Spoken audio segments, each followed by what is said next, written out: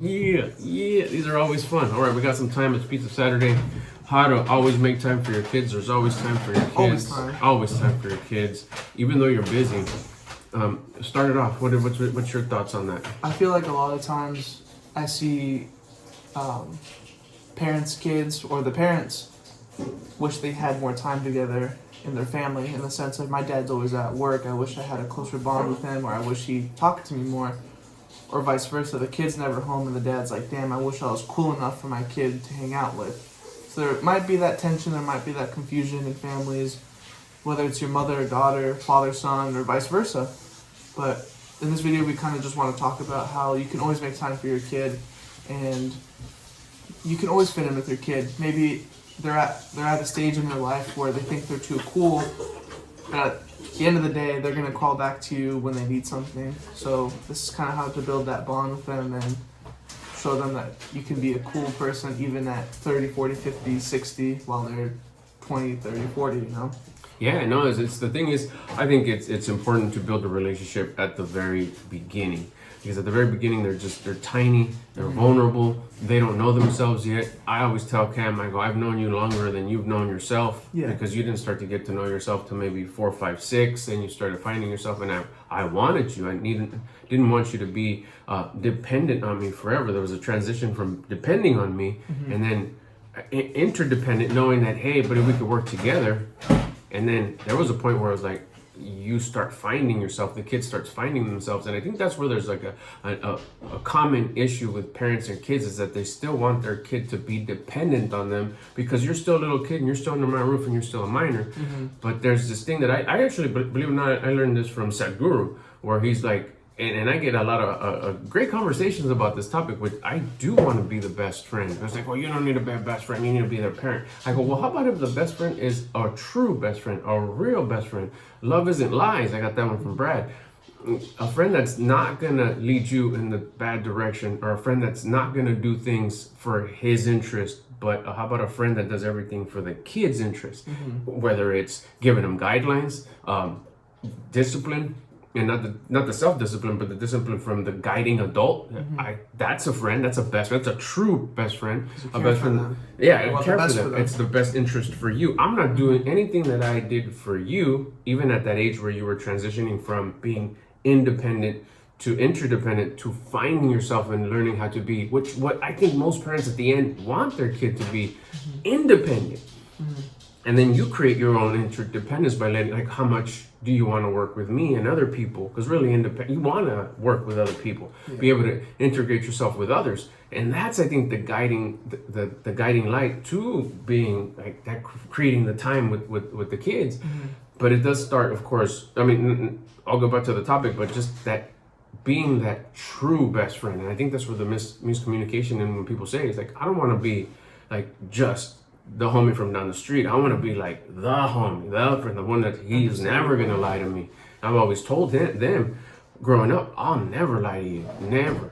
If you're not that good at something, I'm going to tell you you're not that good at it. And it's going to be like, oh, but I really like it. I'm saying you're not to like it. I'm saying you're not that good at it.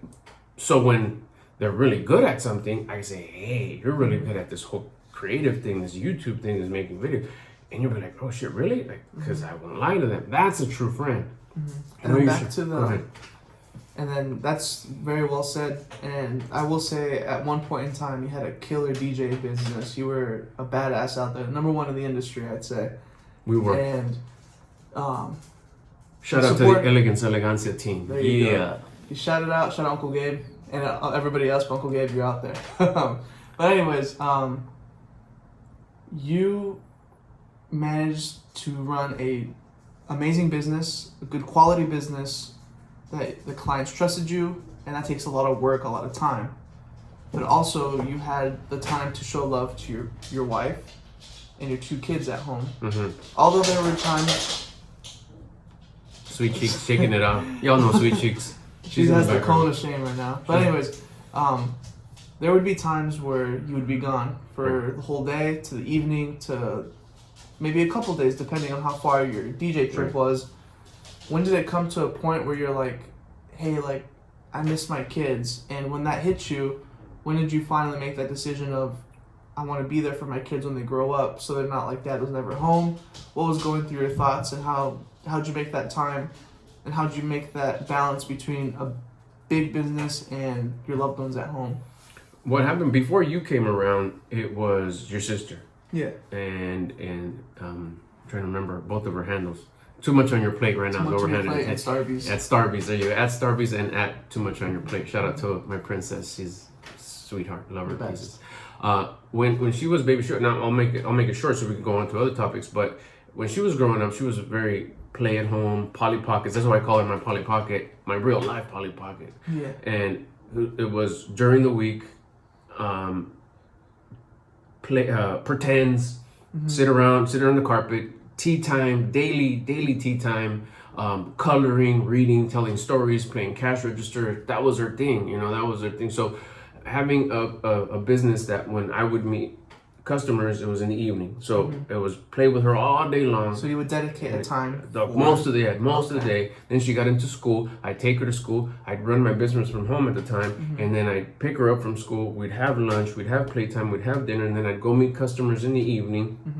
And then come the weekends when I would do the events as a DJ, it wasn't really, I spent 6 days with her. If one day I was gone most of the day, it was like, cool, break from Dad, because I was there. Okay, so now you fast forward, you come around, so I'm doing the same program with you. But all of a sudden, 4-year-old Cam through Uncle Fabian says, hey, why don't you bring him out here so you could try baseball? And that's changed everything. That was the shift. I was like, baseball.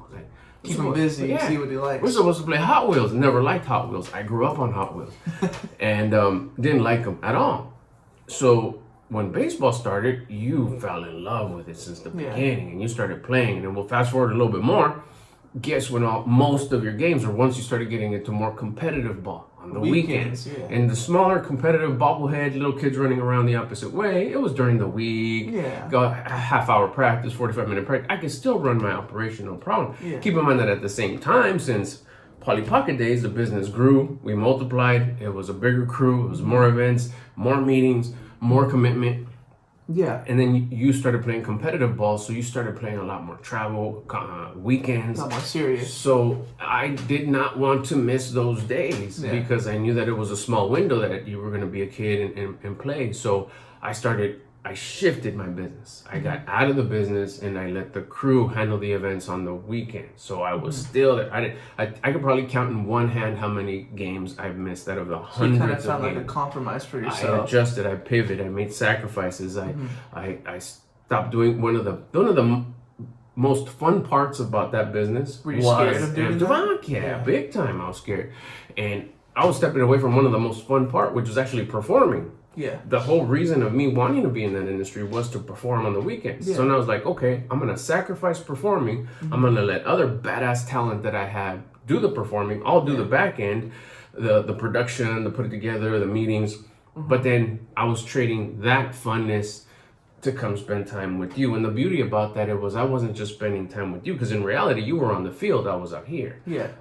The spend time was with your mom, my wife, with my daughter, the friends we were making, and then afterwards the drive to so the adjustment there to spend more time with you, my now preteen/teen daughter, my hot Mexican wife, was making that adjustment. So I was spending time with you still by sacrificing. So the way I was able to continue to spend time with you at a very important time in your life, I had to sacrifice. I had to sacrifice one of the most fun part. Imagine the most fun part of your business you take yourself out of, and you do. Not saying that the other stuff was boring, but it wasn't the meat of it, the deliciousness, the cherry on top. And all the planning. I'd book an event about a year in advance, and it would be a year of administration, writing, booking, and then at the very end, that was the best part. I was taking myself out of the best part, and to come spend it with you. Appreciate that. And watch all that.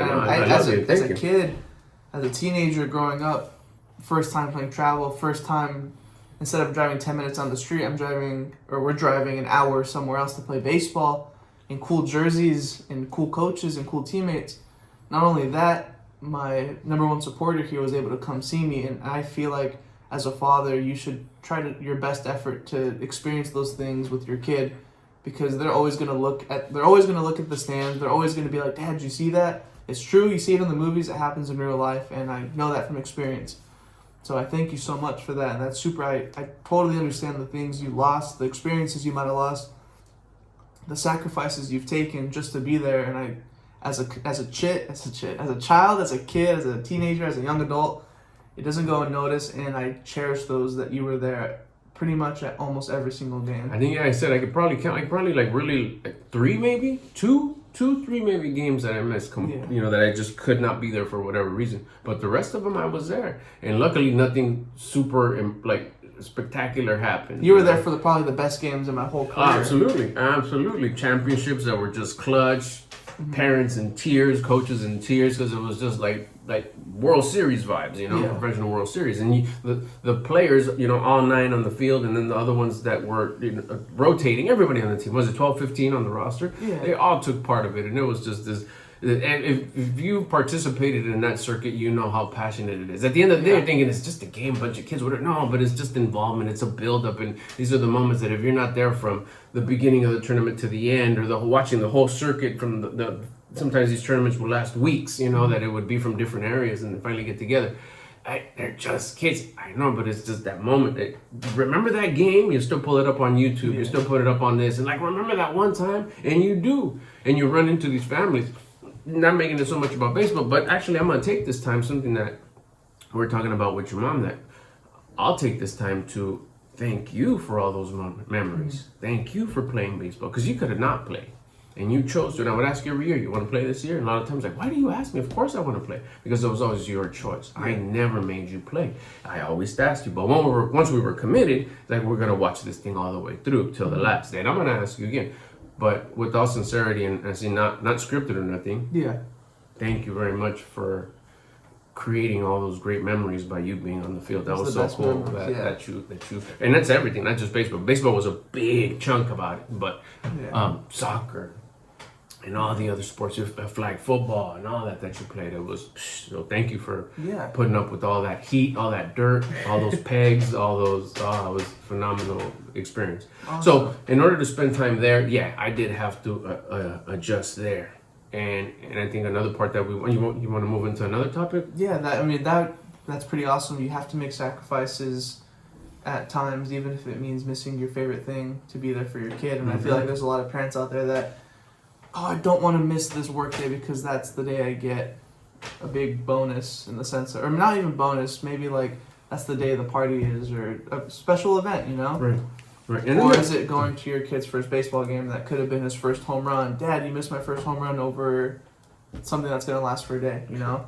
And sometimes it's commitment, you know, because if you commit there is commitment, and like, lucky for you, or like lucky for me. Yeah, I am very lucky, and everybody has their own level. You were the owner, so you were able to have that flexibility. And I apologize, I forget some people don't have that opportunity to be like, hey, I have an obligation.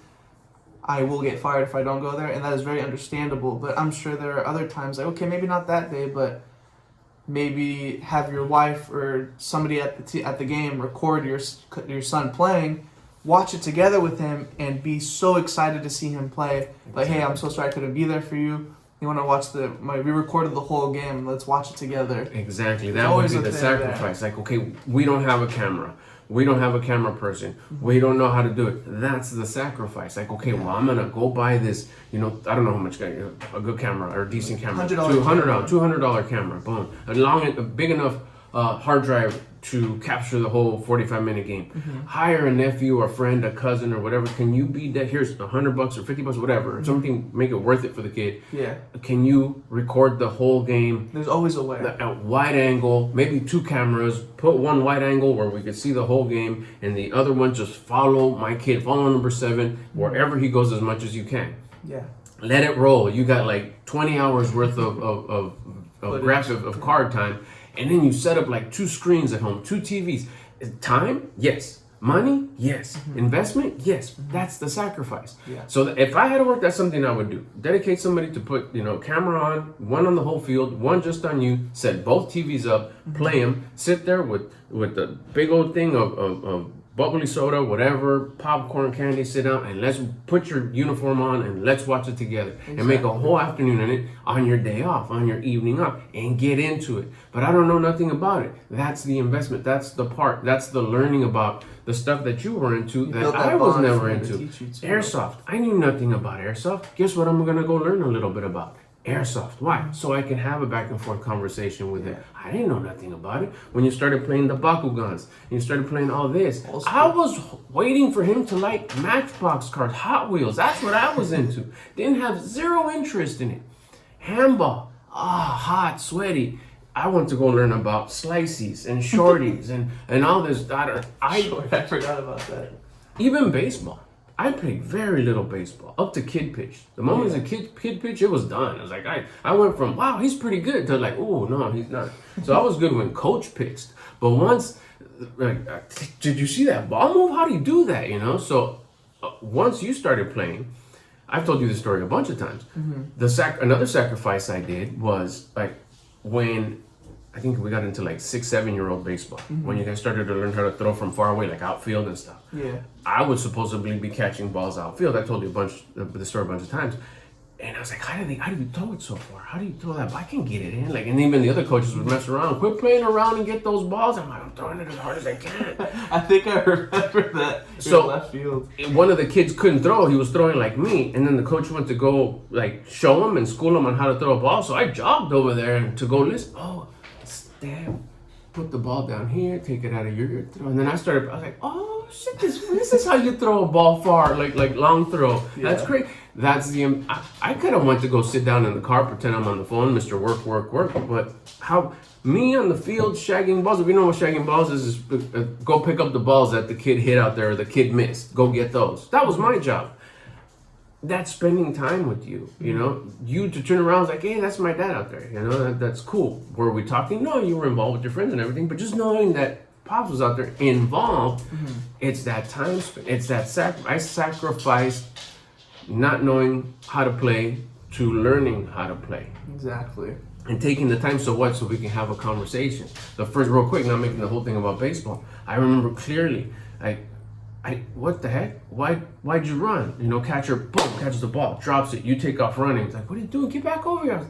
Like, oh yeah, drop third strike. It's like, what the fuck is that? So you pretty much just learn those little details. So when you get to that moment to talk to your kid, you know what's going on. Exactly. When we get in the car and we have a conversation, we bond, we connect. Exactly. So there's always a way to change things. There's always a way to make time, whether it's actually being there, or the sacrifice, which is missing your favorite part, or if you have an obligation at work, here's $100, go get a camera. Hey mom, hey brother, hey cousin, go record this for me and we'll watch it later. Exactly. And that example is with everything, whether he loves painting, golf, skateboarding, whatever it is.